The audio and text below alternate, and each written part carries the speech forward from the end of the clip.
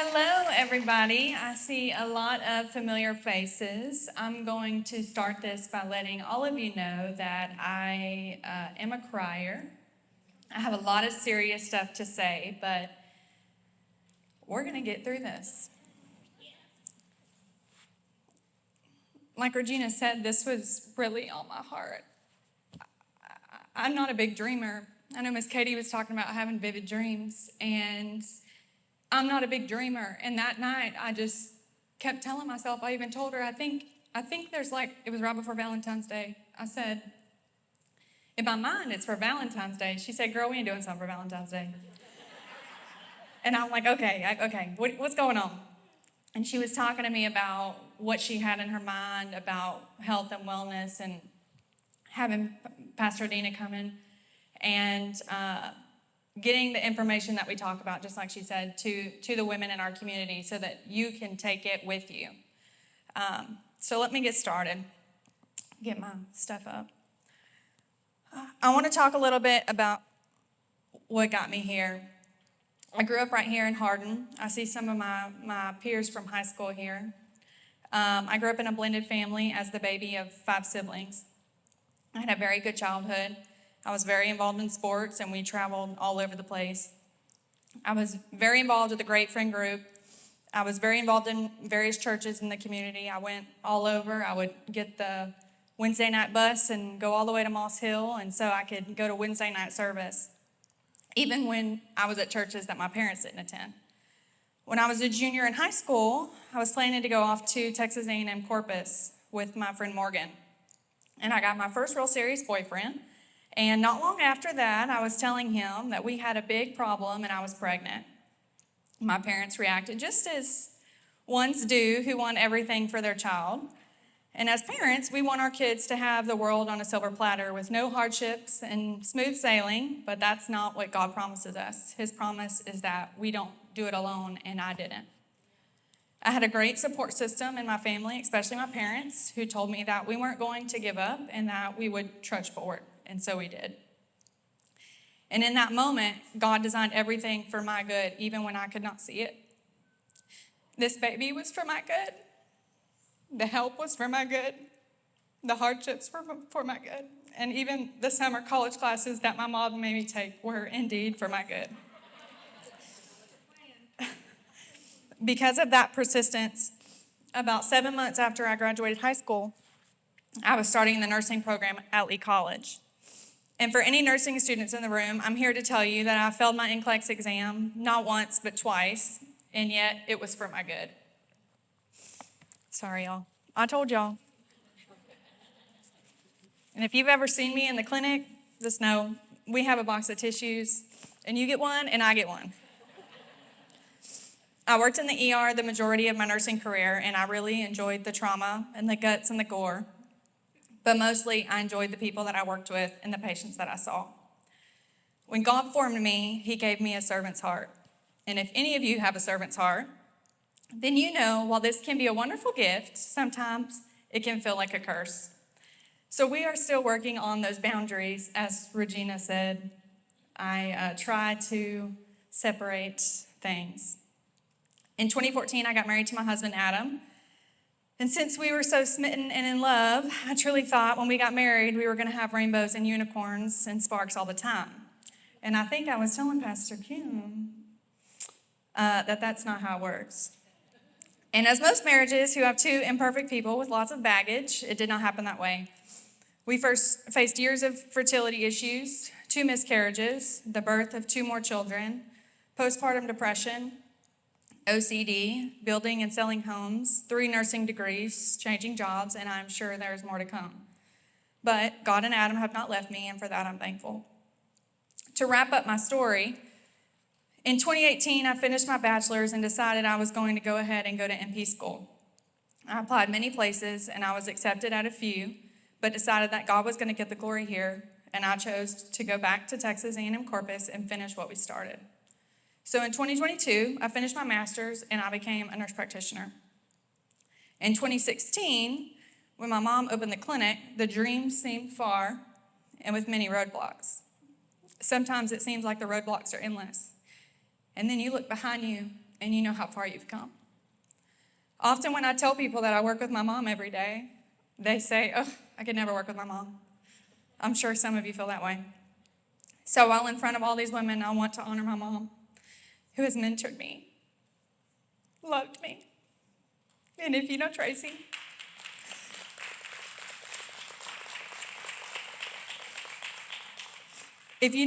she has scolded me too.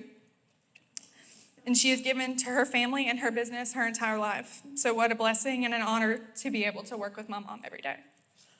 Now to the good stuff. Who are we? What do we do? All right, I'm going to stop crying now. This is the serious stuff I was talking about.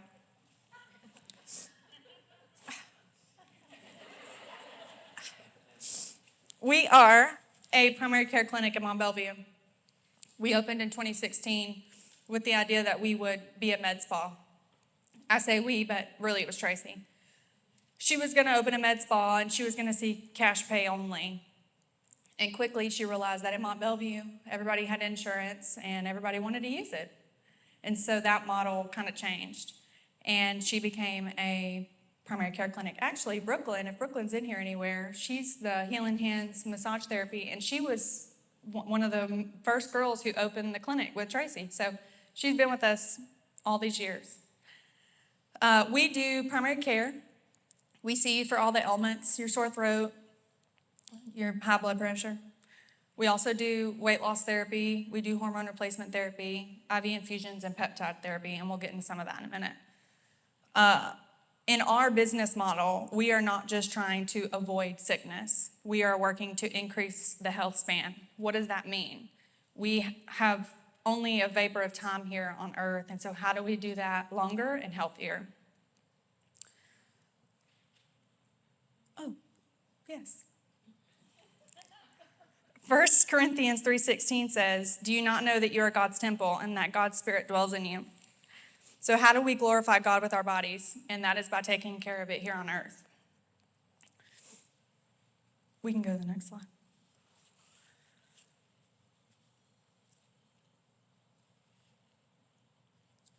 Okay, so this is going to be kind of broad information for women. And some of this you may look at and you're like, we all know that. But there are women, and I will tell you, that are in this room who have never been told these things about how to take care of themselves in just the basic ways. Some of these include diagnostic and preventative things. So preventative being, things you take care of ahead of time. Your preventative mammogram, your preventative colonoscopy. Diagnostic would be, okay, we found a problem, and now we're going to have to move forward. And I'm talking in layman terms because not everybody knows the difference here. So for women, we recommend a mammogram of the breast every 1 to 2 years from the age 40 to 74. And if you have not gotten your mammogram, here is your reminder. You can even do mammograms with implants. So for my ladies who think that they get to skip out, that is not true. The next step would be an ultrasound for dense breast tissue. And I have some women in this room that I've sent orders for ultrasounds just so we can make sure that we are taking the best care of you.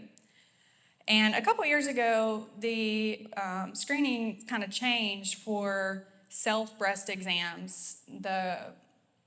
Some of the people said that we didn't really have to check ourselves because we would find something and then we would get a mammogram and it would cost the insurance company money. When in reality, we both feel like if you're checking yourself, the best way to know is by feeling your own body. Actually, there's a high percentage, Tracy and I have talked about, of partners, male partners, who will usually find the lump themselves, and that's the first contact. So making sure that you're very familiar with yourself. The second thing would be cervical cancers. This is everybody's favorite thing to do, is to go get a pap smear, right? So you want to make sure that you get a pap smear. Get your cervix looked at every 3 years from age 21 to 65.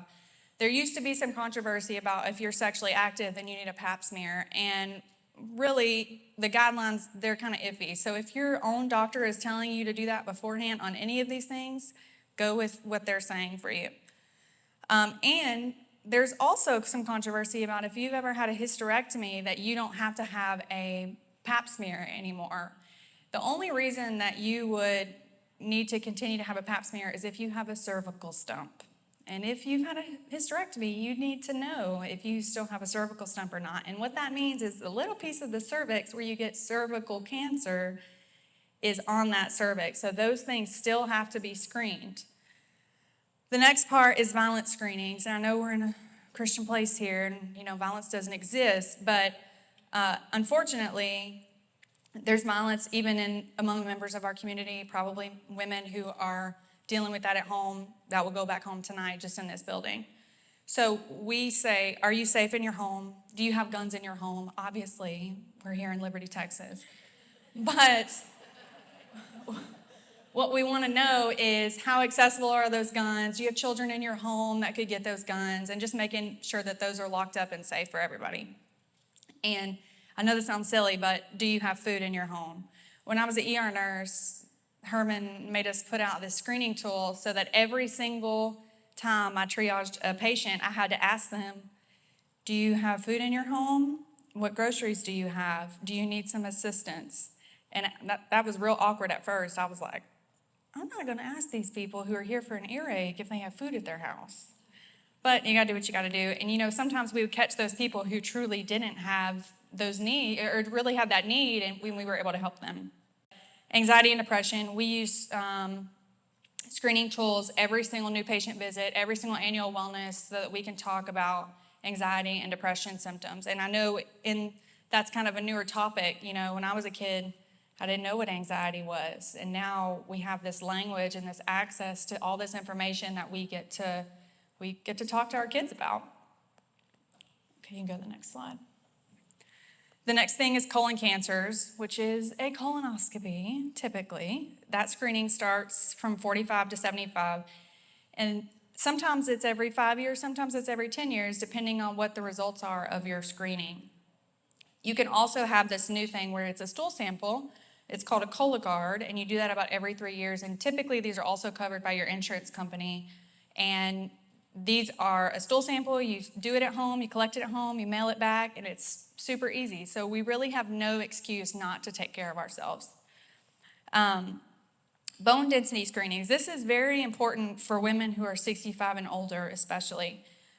This is called a DEXA scan, and it's for postmenopausal women older than 65, or unless they have risk factors for osteoporosis, such as low body weight. Are you super tiny? Cannot relate. But family history.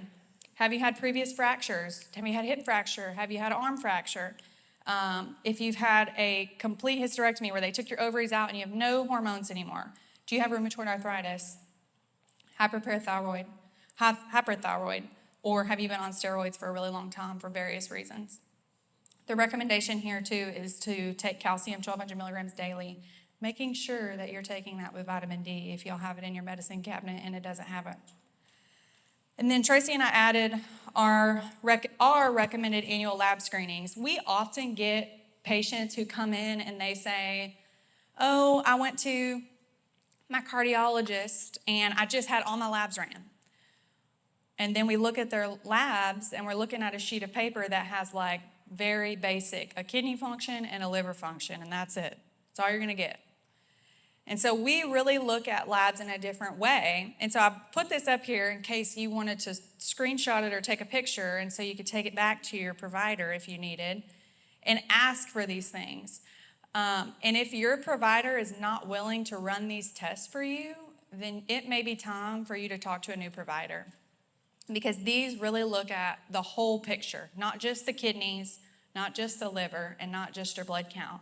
They look at why are you losing your hair? How do your hormones look? What is your thyroid doing? And what are your antibodies? Do you have an autoimmune condition?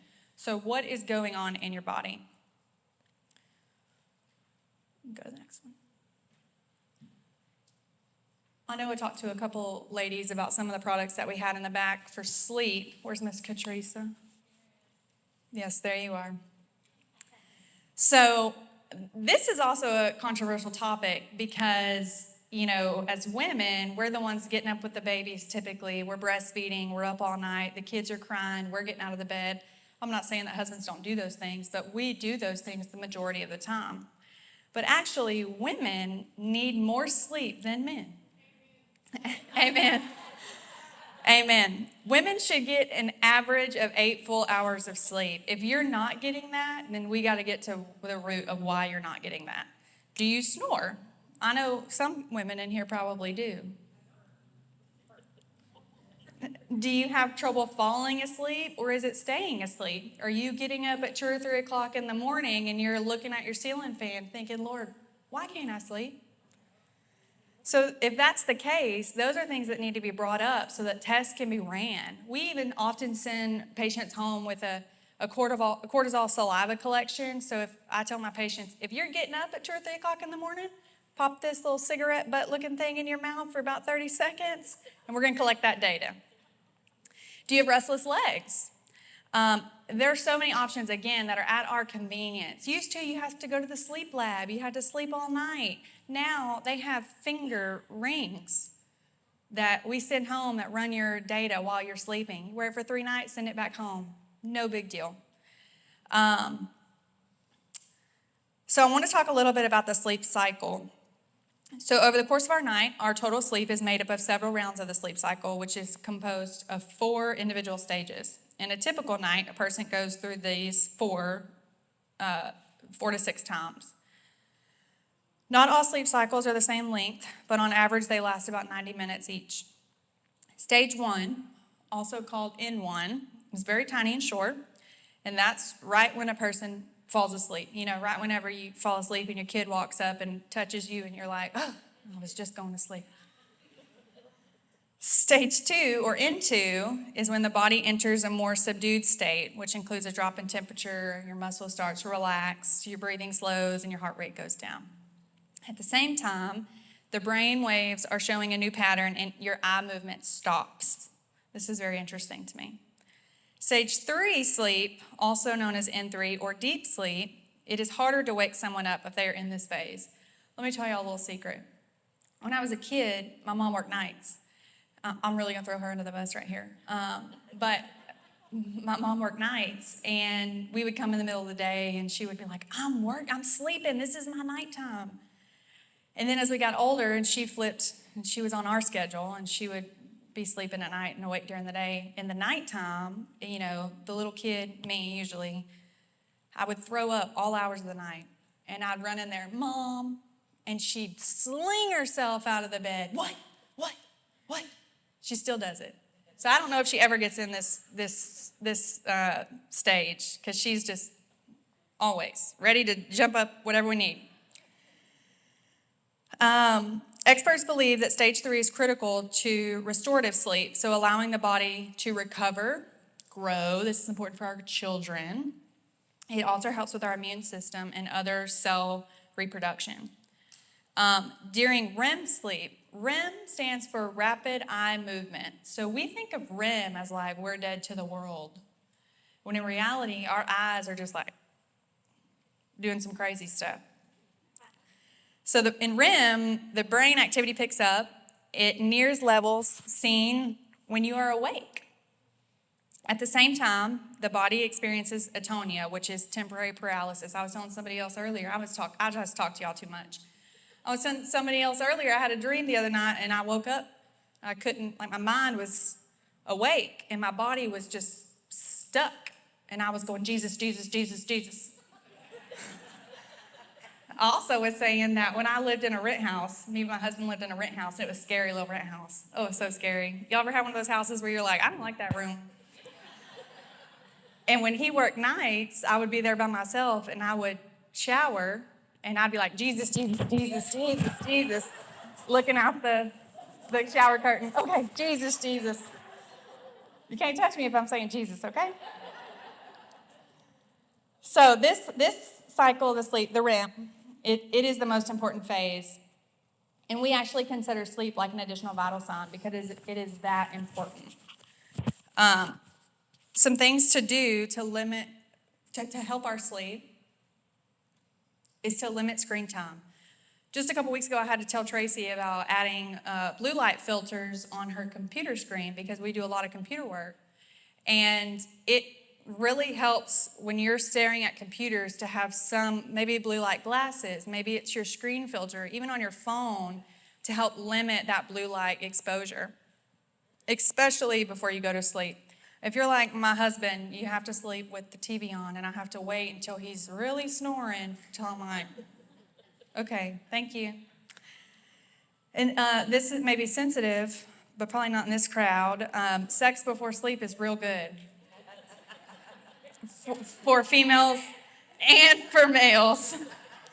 You know, that's why they start snoring right after. And the obvious ones are to limit caffeine and alcohol before we go to sleep. So mouth taping, there's lots of things coming out. You know, we're so blessed that we have access to knowledge, and I love it because patients come in and they're informed. They know. They come and they're like, what about this? I'm like, yes, girl, what about that? So mouth taping, there's some limited studies about this, but it's literally, I've even seen people use blue painter's tape to tape their mouth. And it even helps with the jawline because you're not breathing through your mouth so much at night. And this is for mouth breathers. And there was actually a recent study published about cavities in mouth breathers. So if we have our mouth open all night long, it increases our risk for cavities. And we think it's just because we didn't brush our teeth. Another good recommendation, it would be to increase daytime exercise. White noise in a dark, cool room. So if you have your TV on and Dateline is blaring, you're not going to go to sleep. I say that, but some women I see are like, I watch true crime to go to sleep. I'm like, yes. And how many hours do you get? I say that. My dad's always telling me, stop watching all that stuff. I'm like, okay. Decreasing stress. This is so much easier said than done. Everybody knows this. I could talk all night just about stress, and I'm going to get to it in a minute. The average American uses a sleep aid 4 times a week. So all of those, if you're looking at even prescription strength, Ambien, Lunesta, all of those things have additional side effects that could cause, low libido or hair loss. So I did put some options for kind of a natural route that we would recommend first to patients who are starting to have difficulty sleeping. So now we're going to talk about stress. And I said I wasn't going to talk a whole lot about this because I know Miss Dina's going to come up here. But I just want to touch a few things. What are some factors that cause you stress? Is it your spouse? Because it's been mine for the last 2 days. I told him yesterday, listen, this is Satan. Because something good is going to happen tomorrow. And this is just Satan trying to get me. So you're just going to have to stop. Of course, he's looking at me like, is it your children? I have 3 kids. I understand. Is it your work? I love the people I work with. I really look forward to going to work every day and seeing my people. I can't think of one job, even when I worked for my parents, that I thought, I don't want to go to work today. I truly have enjoyed every day that I get to go to work and do what I love. Is it your extended family? Stress accelerates the aging process. It affects every single cell in our body that we have. It contributes to illnesses and premature mortality, which means death. And it reduces the immune system ability to get rid of infections and even cancers. A lot of women don't know this, but cortisol is the stress hormone. Cortisol plays a big role in all of us. And women do not handle stress well. This, again, is a controversial subject, but God did not design us to handle the amount of stress that we handle today in the world. As working women, and I'm a working woman, as women who don't have villages, as women who don't have help, God designed us in community to be able to have help and love and, a husband and a provider so that we were not built this way. I'm not going to stop working, but we have to manage our stress. And I know Miss Ellie's always calling me, you need to take care of yourself. I'm like, okay, sure. So we really have to figure out what works for us, and that's different for everybody.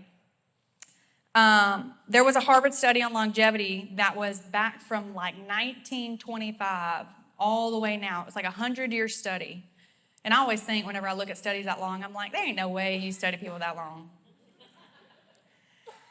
And the biggest thing for longevity was community and a healthy relationship, like a healthy marriage. Those were the biggest things for longevity. So who we surround ourselves really matters. And I know I touched a little bit on boundaries earlier, and this is always a fun subject for us. And again, this is much easier said than done. How do we say no? How do we manage our time and our priorities? A couple weeks ago, Grace Church had sign-ups for, what is it called? No, it was the serve teams. Yes, volunteers. And I do believe in volunteering. Again, I definitely believe in community. But I'm looking at these women who are in my office who I know who are so overloaded, and they're looking at the sign-ups thinking, oh, I really feel like I should sign up, but I guess I will. And then they go put their name down, and I'm looking at them like, now we talked about this. We said that you would say no to a few things, and this may just have to be it. Sorry, Pastor Clint. I know, I'm trying to recruit, but. So how do we manage our time and our priorities? So I'm just going to read this off real quick. This is the 4 A's of stress relief. Number 1 is avoid. Say no if needed. If you commute to work, move. Find some podcast to listen to on the way. Find some enjoyment on the way there. 2, alter. So communicate clearly and let people know your expectations. State your limitations in advance. For example, you can say, I only have 5 minutes to talk. So you're not standing there like me, holding the patient handle or the door handle, trying to get out of the room like, okay, follow up in 4 weeks, okay? All right, let's get out of here. Except, yes, knock. Accepting the situation can ease much of the stress when avoiding and altering doesn't work. So we all know that there's things that we cannot control.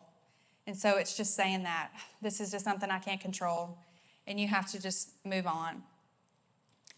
And the 4th thing is adapt. Changing your standards and expectations of stressful situations can help you cope with stress. Don't strive for perfection. Instead, make reasonable substitutes throughout your life. Choose dinners that are easier to prepare and still make your family happy. Crock-pot meals, Stop replaying stressful situations over in your head. And again, easier said than done. Choose to focus on the positive aspects in your life. Change your perspective by asking yourself if the stressor will matter in 5 years. I have really started to do that. Is this really going to matter in 5 years, especially in this business? Is this going to matter in 5 years? If it doesn't, we don't have time. We don't have time for it. Talk therapy. Find a local therapist. We have great therapists. My husband and I, a couple years ago, came to see Pastor Clint. And again, I'm going to rat you out here, Pastor Clint. He said, I am not a marriage counselor. And when we went in, he kept saying, are y'all trying to get divorced? And we kept saying, no, we don't want to get divorced. We like to like each other, so we're not here to get divorced. He's like, okay, because most of the time people come here and this is the last resort and they're done. I'm like, no, we're not there yet, but we might be if you don't help us. And he again said, I'm not a marriage counselor. I really think you should find a marriage counselor. And so we did. The other thing that I often recommend to my patients is to use growtherapy.com. If you can't find a local therapist, and I know we live in a small community, and a lot of times people don't want to use people that live in their community, and I get it. They're worried about confidentiality. They're going to know my business, and they're going to tell their sister. We don't do that, by the way. So use growtherapy.com as a resource. You can put in your insurance information, and it pulls up everybody who takes your insurance, and you just go through and look at their profile pictures just like you do on Facebook and pick one that you like. You can also journal. This does not have to be a long story like in the movies. People pull out their journals from the early 1900s and read for hours. It doesn't have to be like that. A couple weeks ago, Tracy told me, yeah, I see your notes on the Bible app. You do? Yes, I missed church, 9 o'clock service. I love reading your notes. I was like, oh, I did not realize this was public because y'all have all my info. I will put my prayers in there, tell so-and-so this, Pastor Clint said this, okay, tomorrow it's on. Go home and tell Adam this, all the stuff. So I've tried to set that to private so that that no longer occurs. We'll see. Actually, Caitlin Smith, I don't know where she is. She told me, there she is. She said, sometimes I get notes. Shelby at Yarbrough highlighted a scripture, and I'm like, go girl. I'm like, well, I guess it's still public. So it doesn't have to be long. I use my Bible app all the time. There's apps on our phones. The journaling is on iPhones. Just type something in there. You can attach pictures. It sometimes prompts me, you were at the park today with Charlotte and Clay. Would you like to write about it? I'm like, sure. Music therapy, listening to your favorite band. And I know we're in church, but it doesn't necessarily have to be Christian. You can listen. My husband's a rocker, and that's his favorite. And so if he gets in his space and he can listen to some headbanging music without all of us, then that's good for him. So do whatever's good for you. And grounding and nature. If you don't know what grounding is, it is literally taking off your shoes and walking in the dirt. This is so important for us, especially whenever we're inside, we're, sitting at a desk all day, we're in a hospital setting, we're taking care of our grandkids or even our own kids. Just taking off your shoes, going outside, sitting in a lawn chair. I don't care what you do. And letting your feet touch the earth. And this connects you with the elements. There's lots of data on grounding to help with chronic illnesses, especially anxiety and depression. And there's even some fun things. I haven't tried them out yet, but grounding sheets. You can ground yourself all night long if you connect it to the grounding thing in your house. I don't know if Adam will let us do that, but we might try. So for now, I'm just going to take my shoes off and I go sit outside.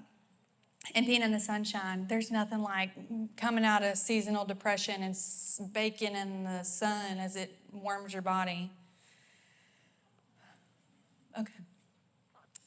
So this one, I know I'm not a preacher, but I am a practitioner, so we're going to go with this. When we see patients who are in crisis or tearful in our office, and I already told y'all that I'm a crier, and y'all witnessed that, one of the first things we ask them about is their community. Are you involved in church? Where do you go to church? And often we're like, we go to Grace Church. Would you like to come? We'll be there Sunday. And there was a local woman, actually, who her husband had committed suicide. It was very, very sad, and both of them were our patients. And she wasn't from here, but one Sunday, everybody's got their seat that they sit in on Sunday mornings. And we usually sit over here, and I don't really know why, but we sit over here, and during praise and worship, we looked over, and she was sitting over here on the back of the pews, just crying. And, at family time, the dreaded time when everybody's like, yes, hello. Good morning. How are you? This is whenever Tracy digs in her purse, finds a peppermint, and I'm like, good morning. We saw her and went over, and it's just so special that we really get to see our patients, in the most vulnerable places and be able to try to connect them with the community, because we truly love Grace and all the wonderful things that they do in outreach to people here. So at school, they teach you the importance of knowing about different cultures and backgrounds, with an emphasis on things like Jehovah's Witness and their use of blood products and diet. They don't eat pork.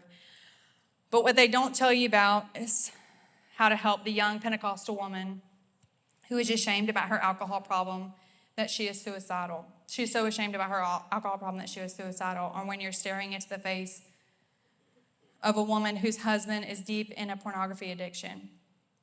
1 John 5:4 states, for everyone born of God overcomes the world, and this is the victory that has overcome the world, our faith. So we can talk all night long about methylene blue and red light therapy and what's the newest GLP-1, but truly the best and most important thing is our faith and our community. And so being involved in something that's bigger than you are. In this day and age of social media, I just said that, never mind. So we can't do that without God. The one thing that matters at the end is our legacy as well. And God wants us to be whole and to be healed. And so we're just as guilty. But if you find that you're not whole and you're not healed, there are resources, even in your church community, that help you with that. And we may never be healed until we get to heaven, and that's true. But we're going to try our best, I know Pastor Clint talked a couple weeks ago about things that, or do you cause chaos in the lives of others, and what chaos have other people done to you? And I sat with that for a minute thinking, whew, what chaos have I caused in the lives of others? Because I could think of a million people that caused some chaos in my life. So much easier to think that way than what we've done to other people. So when we think about life, we typically think about mountaintops and valleys. But truly, life is like a railroad track.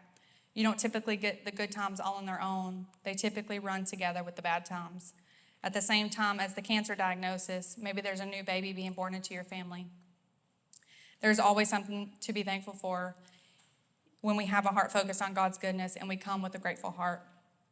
In Job 1:20, after hearing the loss of his children and livestock and all the riches that he had, Job got up and tore his robe and shaved his head, and he fell to the ground and worshiped.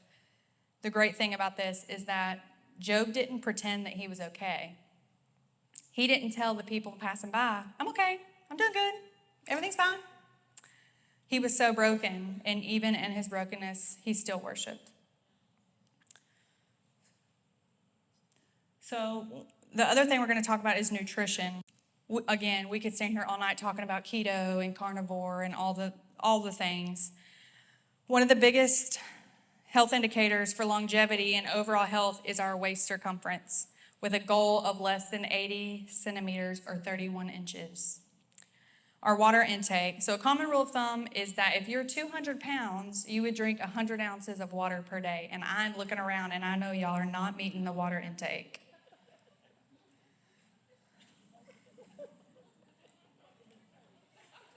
I know you, Regina. Gut dysbiosis. So gut dysbiosis is really just gut health. What does that mean for gut health? Healing the gut with our intake. I know Regina talked about how we don't even have a tip of the iceberg on what we're going to know about our food and the lack of nutrients in our food and how we're going to have to supplement with those things. So again, we could talk all night about different diets, but one thing I like to talk about is the blue zone diet. There are 5 blue zones in the world that are focused on longevity, with people living into the hundreds with decreased chronic disease. A lot of them garden. They don't have a gym membership at Anytime Fitness. They are gardening. They're going on walks with their pets. They're going on walks with their spouses at the end of the day. They're eating whole foods, unprocessed, typically plant-based, and I eat meat, so I'm not judging. They eat a lot of beans and legumes and lots of healthy fats and fish. They do try to limit their red meat and their dairy. I want to tell this quick story. I had a patient who came in for weight loss, and her follow-up visit, we were talking about her diet. She was like, I'm just like ravenous. I want to eat everything. And I don't even remember saying this, but she said, you changed my life. I was like, oh, what did I say? Sorry. She said, you told me I needed some self-control. I said that. She said, yeah, you told me that, and it really was life-changing. And I thought about that for a minute. Wow. There's probably things in my life that I'm like, oh, girl, you need some self-control. And so I say that often. When I have patients who just, you have those complainers who are just like, that's not going to work for me. And you're like, okay, well, I guess the last thing is self-control, fruit of the Spirit.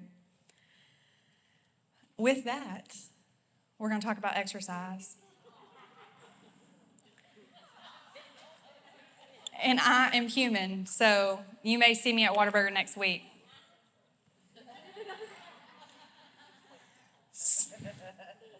The size of the thigh muscles are a great health indicator. So the size of your waist and the size of your thigh. So some really low impact things that you could do even just starting in the next couple weeks is rucking. Any of you know about rucking? Rucking is wearing a weighted vest. So you can get this off of Amazon, and it's individualized. So for my ladies who can only do 10 pounds and work their way up to 50 pounds, you start with 10, it has little pockets, and you add the weights in, and just walk with that extra weight. It's good for your bones, it's good for your muscles, it's good for your heart. You can, over time work your way up to running. And the other thing is resistance bands. Even just sitting in a chair at home with some resistance bands, doing it at work on your lunch break, It's super easy to add these very small things into your routine. Low impact. Again, this is some controversial stuff, but whenever you're thinking, and I may have some CrossFitters in here, when you're thinking about CrossFit, it's very high intensity, and you have a woman who's so overwhelmed and has so much stress in her life, and then you're putting her in CrossFit, that's very a lot of stress on the body. How is that woman going to react on the other side of that? So starting something very low impact, working, you have to look at this holistic, working on your mind, working on your body, and doing things low impact to start as you work your way up. Swimming, gardening, dancing are all really great options. The last thing I want to mention here is zone 2 exercise. So zone 2 exercise is whenever you should work out at least 3 times a week for about 30 minutes in zone 2. And there's some more information that you could look up about the zones. But zone 2 is when you're working out and you can't hold a conversation. So if me and Tracy are walking, we're mall walking, and she's trying to talk to me, I can't talk back to her. I'm in zone 2, where I'm like, hold on. That's where you need to be. So casual walking around the park, that's not going to get it. You got to pick it up. All right, and then the last one I have is about supplements. And if you want to take a picture of this slide as well, you can. So I'll run through these real quick as just a option for supplements that these are kind of broad, and we have all of these at our table as well if you're interested in them. Probiotics, greater than 15 billion strains is important. This will help with your gut health. If you're not on a probiotic, the cheaper one is not the better one. Nature Valley. So if you're on a good medical grade probiotic, you need to start it once weekly because it will tear you up otherwise. So once weekly, and then the next week, twice weekly. And the next week, you've worked your way up to taking it daily. There can be some GI side effects when you start it. You may have some diarrhea and things, but those should subside. The next thing is omegas and CoQ10, at least 1,000 milligrams twice daily. We use this often with bergamot, 500 milligrams twice daily for our patients who have high cholesterol.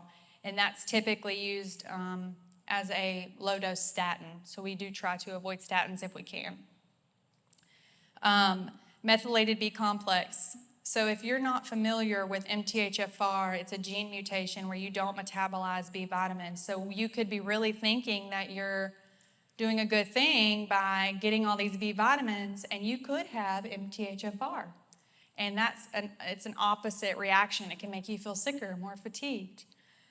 So we treat every patient like they have MTHFR because it's always easier to treat than it is to test that because it can be very expensive when you get into genetics. So we always recommend 500 to 1,000 micrograms daily. And you want to take that in the morning so you're not up all night. The next thing is fiber, especially for my women who are perimenopausal, menopausal, or postmenopausal. You need at least 25 grams per day of fiber. So the next thing is creatine, 5 grams per day. A lot of times people try to take this in an oral supplement, but it's actually better for your body and for your kidneys if you put it in a big jug and drink it throughout the day, like in a Stanley or something that you can refill all throughout the day. The last two is vitamin A, D3, K2, and I do have this back here too. If your vitamin D is less than 50, it increases your risk for breast cancer by 50%. Have any of you had your vitamin D ran lately? Because it's probably 25 or 30, especially coming out of winter. So yeah, if it's less than 50, but our goal is actually greater than 80, because if it's less than 80, it can cause a lot of anxiety and depression symptoms and even a lot of brain fog, like inability to focus, because it's a hormone. And so we always supplement 5,000 to 10,000 IUs daily, and you want to take it with a fatty food because it's fat soluble. The last thing is micronized DHEA. So we sell this, and you can do micronized or unmicronized, but I really like DHEA for my young women, maybe 20s and 30s, maybe early 40s, who are not quite perimenopausal, but they really have a low libido for various reasons. And so we're going to talk about sex here, and we recommend 25 to 50 micrograms daily to help with that, just as an alternative to hormone replacement therapy.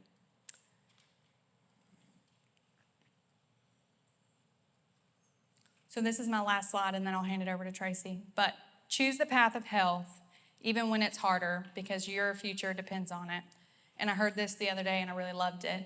Be the CEO of your health, because it's important. Thank y'all. I think you can use this one. I'm going to replace. I'm going to leave this microphone here. There you go. And yes, Regina was right. Tracy has a lot more letters behind her name.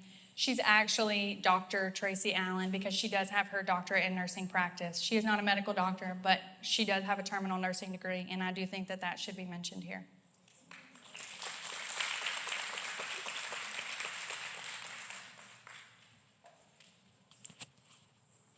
I'm going to show just a little quick video. I hope some of you got to watch the... Probably in my late 40s, I started having the heart palpitations and could not sleep, and I thought something was really bad wrong with me. And I went to my precious doctor, and I loved him, and he was good for a sinus infection. But I said, I'm constipated, I'm losing my hair, I can't sleep, I don't feel good, I kept putting one foot in front of the other, I have no energy, and he said, you're depressed. And I said, yeah, I think I'm depressed because I'm constipated, I'm losing my hair. And then I was so lucky that I found there was a nurse practitioner in Knoxville, Tennessee, where I live, and she said, you're in perimenopause, that's what's wrong with you. And I was so thankful somebody listened to me. Did anybody get to watch the Oprah special the other night? For those of you that don't know, what Shelby said, we do a lot of hormone therapy. And so I was getting some Facebook feed that talked about Oprah Winfrey. I don't follow Oprah routinely, but because we do a lot of hormone therapy and the algorithms on the social media started clicking that stuff up, I thought, oh my gosh, what a platform she has to be able to speak about hormone therapy. And I got really scared because I was thinking, if she's got a platform, if she starts speaking negatively about hormone therapy and menopause and perimenopause, how will we care for our patients? And what kind of negative outcome will we have to come over to overcome that kind of platform? And so the closer we got to the time for it to start, I was getting more and more anxious. I'm sitting on the couch. I've got the record button on. I'm talking to Shelby on the phone. Oh, my gosh, what are we going to hear? She's going to say something. And then it was absolutely brilliant. She did a phenomenal job of presenting the symptoms, the side effects of things, some of the treatment options. But the most important thing that she said that I heard was, somebody needs to listen to me. And I think in our practice, the most common thing that we see is, man, I've gone to the doctor and I've had all these tests run and I've been over and over and over and over and over. And they said everything's normal. And I'm having all these symptoms. You heard that. Many of you, as I can look around this room, are probably having a lot of the same kind of stuff or have already gone through it. And if you don't, maybe nobody ever talked to you about it. Maybe you just thought you were losing your mind. Maybe you thought your marriage was in the crater hole because you weren't having sex with your husband because you're tired. You're pouring from an empty cup. The time in your life when people go into perimenopause is the time that you're trying to build a career. You've got a family. You've got kids in school. Menopause happens on the averages between 45 and 55, okay? On the average in the U.S., it's about age 51. And I told everybody before I started, I didn't make any notes, so I'm just going to kind of go off the cuff here. And so when you think about that timeline, perimenopause can start 10 years before that. So suddenly I'm talking to a 35-year-old woman in my office who's crying her eyeballs out because she's marriage is going down the hole. Kids are cranky, she's cranky, husband's going to leave her, all of the things, and she can't keep her mind straight at work to function. And she's tearful in my office telling me about what's going to happen. I need to go see a therapist, I need something. But somebody's along the line told her, you're normal, your labs are normal. And so when we look at that and we get lab copies from other providers' office and we go, okay, well, they checked your labs, they looked at a blood count, and they looked at a thyroid level. And that's not going to tell them much of anything about your hormones. But you don't know to ask all the time, what levels are you drawing? What are you looking at? What are we looking for? And so let's just kind of tell you how we kind of got started in hormone land. My mother had breast cancer in her early 50s. It was an estrogen receptive, progesterone positive breast cancer. And immediately, she had been on Perimenopause for years and years. She had a hysterectomy in her 30s. So immediately, they took her off her hormones. We don't prescribe synthetic hormones, by the way. She was taken off her hormones. She was put on tamoxifen. She was in the tamoxifen study right off the bat, which was 5 years of estrogen receptor blockage with a medication. So immediately I watched my mother go into menopause, have her hormones taken away, and have all of her estrogen receptors blocked. I could show you on her CAT scans where her brain actually shrunk over the years of that. Literally, I couldn't think for a long time, what's wrong with her? She's so depressed. She's so irritable. I mean, I understand she had a mastectomy. She went through breast cancer and all the things, but the residual from that was so detrimental, not just to her, but to the rest of our family members. And so I watched her over the course of many years just continue to decline health-wise, decline. And I thought, I am not doing that. I am not going down that way. And so in my mid-30s, when they said, oh, you need to have hysterectomy. Okay, well, I wasn't real familiar with hormone therapy. I just knew that my mom's cancer was driven in part by some hormone therapy that she had had, and I didn't want to do that either. So I said, well, you know what? If I don't need those ovaries, just take them out. So in my 30s, I had no hormone therapy, no hormones, no ovaries, no anything. And I have literally been on every hormone there is known to man. I've been on bioidentical, I've been on synthetics, injectables, topicals, things you shove up, things you rub on, all of it. You can ask my family. I think my husband's here. At one point he said, I think I might have you committed. I'm not sure if you are well. And so I thought when I started the practice, I thought that's really something that I want to focus on because I saw what happened to my mother. I knew what happened to me, and I thought, I'm not doing that. So what is even happening? Next slide. Oh, there we go. So what is even happening? You go into perimenopause, your hormone levels are doing all of this. Even in the course of a day, they can switch and flip up and down. And what is that doing to your body? Your brain cells start not functioning correctly. You start sweating in the night. Covers on, covers off, covers on, covers off. Your vagina starts feeling like this, right? You're sweating, pouring sweat off. Your clothes are wet. Get up in the night, change your clothes. You're crying all the time, or you're grouchy all the time, and you sure you're not trying to have sex all the time. And so again, disruptive workspace, disruptive with your kid, you're disruptive with your partner, all of those things. And again, I told you 10 years before you stop having your cycles, you can have all these symptoms starting. And so when you're thinking about talking to a provider about your symptoms and you're 35 years old, they're probably not looking at perimenopause as an option. And so that can be really difficult to diagnose. So you really want to be checking out somebody that's a hormone specialist. And this is probably out of text, but I actually used ChatGPT the other day, and I want to tell you what I found in my little scenario. Let me find my phone. Wait. Is that my phone? Oh, sorry. I asked ChatGPT this question.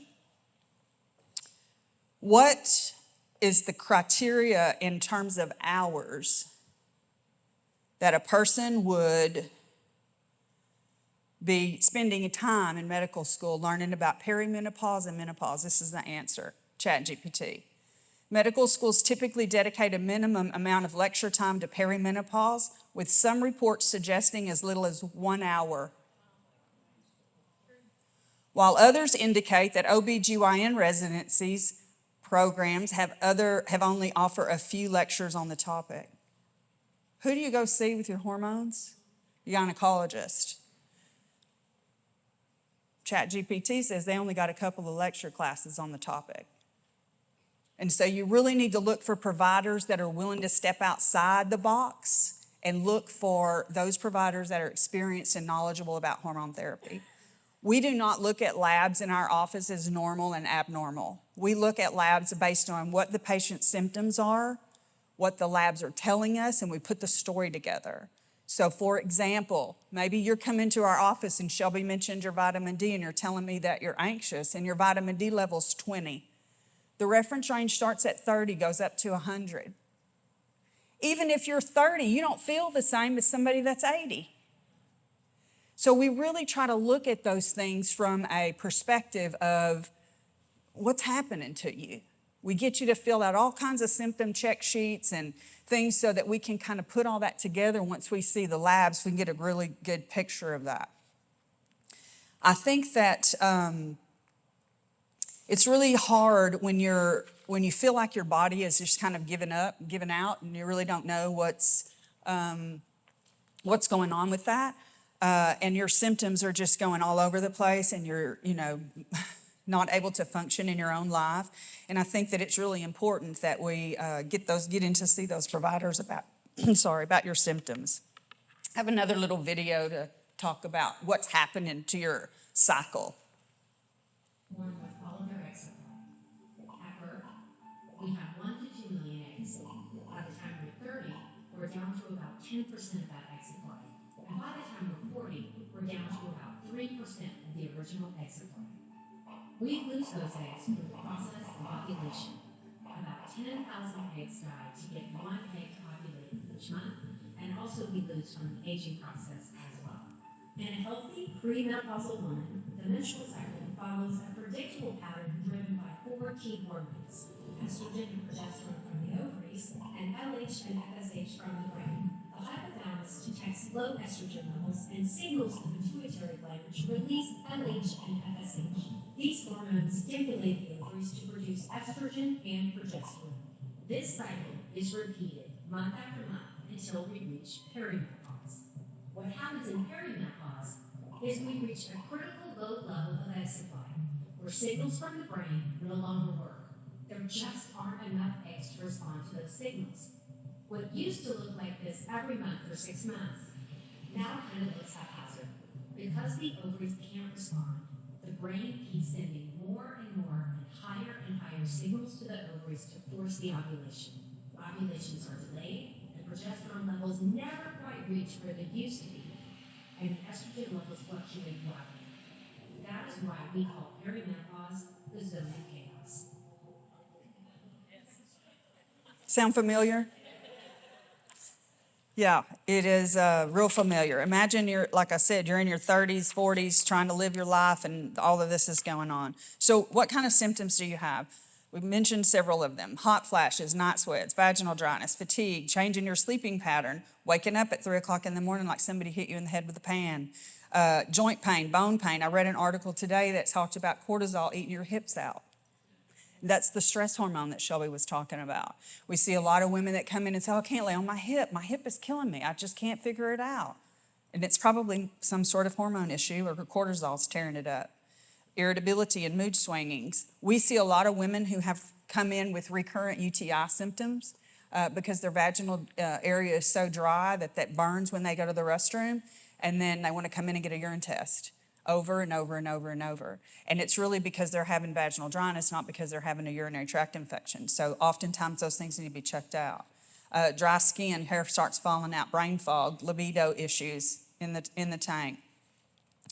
You also have bone loss. We talked about DEXA scans and all of those things. One of the more recent studies that I read just recently talked about the hormone therapy when you're younger, perimenopausal. Some of the more recent research talked about doing hormone therapy earlier than you used to, when we were waited till we were 60 years old to try to get on some hormones, that it really does preserve your bone mass. So that's very important.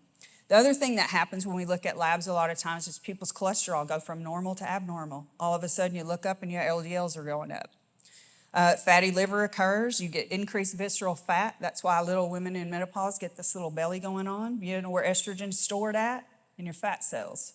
So your body is a natural being, wants to be balanced all the time. That's the way God made us. So he creates this nice little pot of belly fat for us. Just saying, just saying. And then as a result of that, you get weight gain. And so because most of us have been told most of our lives, maybe you're heavier because you eat too much, or maybe you're heavier because you don't exercise. We do a lot of talking about diet and nutrition, and I may also be a Whataburger before the week's over, just saying. But with anything in reason is okay, moderation. But when you are, I lost my train of thought. What was I saying? Wow. Diet and exercise. Because women are notorious for trying to cut their calories back to a place where they just want to eat lettuce. God did not give you ears that go like this, okay?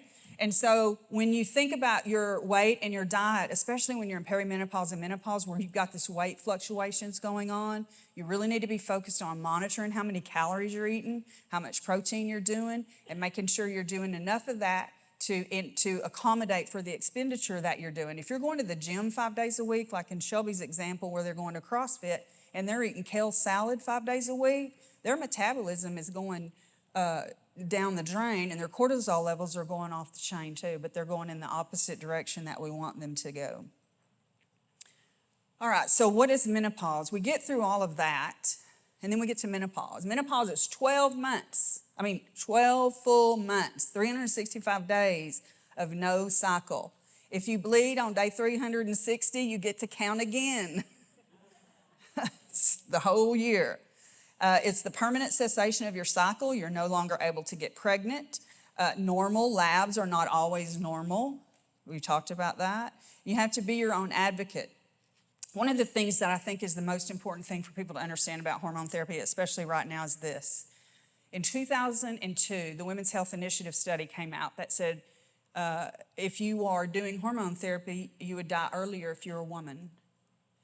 That study has now been evaluated, and they have learned that the statistical data in that original study was invalid. So I want you to imagine a medical community who for 20 plus years have been told that hormones were going to kill you. And they've had 1 hour of training in their whole medical career. They're not interested in learning about how to help you because they don't know. It's not that they just don't know. It's just that their knowledge level is not present. And so one of the things I think you're going to see on the cusp of what we're doing these days is that you're going to see more and more and more and more younger women and more women that would have been afraid perhaps to do hormone therapy to try to help some of these symptoms. I think you're going to see them coming on board to the hormone train. I have pellets, and we're going to talk about that in just 1 second. When I die and you close the lid on my box, there'll be pellets in my hip. That's how strongly that I feel about those things for me. They're my lifeline. I'm not normal without them, I can tell you. My family will attest to that. Next slide. I'm going to show you another little video here right quick, and then we'll talk about all these options. I bet you don't regret that I have a phone number. Because I'll say, what about testosterone? You think I ought to get a pellet? Because all these women are on pellets and then they wear their little husbands out. And I know women that are on testosterone pellets and they're on fire and then their little husbands look weak and... I love my pellets. So what are the treatment options? Like I told you, in our practice, unless it's a birth control, we don't write synthetic hormones for women. We either get it compounded or we write it, use pellets. Pellets are made from yams, or we get the compound pharmacy involved and try to individualize our doses. And that is, you may not want a pellet. Maybe you want a cream. Maybe you want an insert. Maybe you need to take a shot. We have several options available for you, so not everybody's going to have the same choice. And here's the other thing that we hear a lot, and I'll try to wrap up. We don't understand why insurance doesn't pay for compounds. And let me tell you why that is and why you don't want that to be the case. The FDA does a really good job of regulating, just saying. And one of the things that they regulate is how the compounding pharmacies keep their sterility and how their processes go internally. What they don't regulate is the dosing and the combination of the drugs that they put together for each patient's individual use. And so when you take the ability of a compounding pharmacy away from us by mandating a particular dose or a particular treatment choice for a person, then you've taken our ability to individualize care to each patient. And because the insurance companies will only pay for FDA-approved things, compounds, even though the things that we use in those compounds are FDA-approved, when you put them all together in a different format or a different dose, they suddenly become not approved by the FDA. It doesn't mean they're bad. It just means they're not approved by the FDA and your insurance company won't pay for them. So when we talk about getting things compounded, that's always a question. How much is this going to cost? And so we have to be mindful of that. So everybody's plan then becomes an individual option. So if your provider is not giving you those choices, then again, it's probably time to look for somebody else to talk to. So here's some of the options. We talked about the bioidentical therapy, and that can come in any format, So we can have something sublingual, which you put in your mouth, a troche, which is dissolvable. We have oral things, we have injectable things, we have transdermals, the pellets that we have. Work off your cardiac output. So when we put them in, your body builds capillary bed around those pellets, and then as your heart beats and goes across the pellet bed, it pulls hormone up so you get an even level over time. In women, those pellets last anywhere from 3 to 5 months. And so it's a visit to the office, you get some labs, we put the pellets in, you come back in 6 weeks, we check your levels again, and you just let the pellets ride and do their thing. They really work real well for me. I'm kind of busy, I don't have time to do all the other. There are some other things that we have available from a commercial perspective, such as Veoza, which is for vasomotor symptoms. It's a non-hormonal option. And that would be something that we would use in the office, obviously covered under insurance. And then we have Vyleesi and Addyi, which are medications for low libido. We also use a lot of testosterone in women for libido as well. We also have a very wide understanding of antidepressants, and antidepressants are often used to control those mood swings, the irritability, the depression, and sometimes even the vasomotor symptoms. It's not uncommon for patients to come in and they've been to a provider and told they were depressed because they were in perimenopause, given an antidepressant, and they come in, no one has ever looked at their lab test. So then we can wean them off of that once we get their hormones all balanced up. And then Shelby talked to you a lot about the dietary lifestyle modifications and the supplements that we use. And so, last slide. She's talking again. These are some of the concerns that I think people need to know about, whether you're on hormone therapy or not on hormone therapy as you age and you mature. I saw a video the other day that talked about stop looking at menopause as a bad thing. And when you go from motherhood to matriarch, that's where it's at. Just saying. Where's my crown? Anyway, so here's some of the concerns. Postmenopausal bleeding. You are not having a period. Remember, I just told you 12 months, no period. If you start bleeding after that, it's not normal. Go see somebody. You need to have a uterus ultrasound. Recurrent hematuria. We talked about the vaginal dryness causing the hematuria. One of the other indicators for kidney cancer, hematuria. So again, we don't just go around ignoring that. We look at a lot of anemia in women. They've been bleeding for months and months and months. And when we look at their ferritin level, which is their iron storage, and we wonder why their thyroid isn't working. You know why? Because you have to have ferritin, which is your iron storage, to make your thyroid convert T4 to T3. That's the active part of your thyroid function. So if nobody's ever looking at your iron storage and you don't know why your thyroid's kind of sluggish, you might ask them to check your ferritin. We also want you to encourage you to do breast self-exams. I know that that's not kind of the rage of the age right now, but if you don't know what your normal breast tissue feels like, you will never know what abnormal feels like. It's okay. God gave them to you. Touch them in the shower. It's fine. And then you have worsening of any of these symptoms. We don't ever assume that you're in perimenopause until we've done our evaluation. Why? Because the palpitations that you're having really might be cardiac related. And so we have to go into checking those out. So any kind of worsening symptoms or symptoms that persist, even in treatment, need to be reevaluated. And then, of course, ongoing wellness evaluations. That's your pap smears and all of your preventative stuff. But it really is checking in on yourself and making sure that you're getting the care that you need to make sure that you're healthy and well. And then, of course, all your mental health support. And I think that's it for me. And I think we have another speaker. So thank you.